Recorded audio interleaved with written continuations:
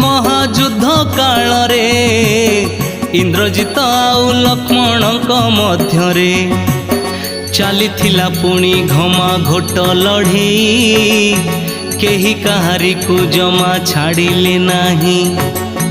ब्रह्म अस्त्र इंद्रजित प्रयोग कले शक्ति भेदरे लक्ष्मण अचेत हेले। विशल्यकरणी पाई पवन सुत हिमालय ठारे जाई हेले प्रवेश।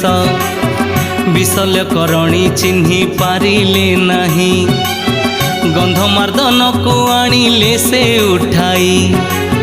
जय जय महावीर बल पार तुम नाम गोटी सारा संसारे सार। तुम जन्म कहानी केते रहस्यमय शुणुथिले मन पवित्रमय।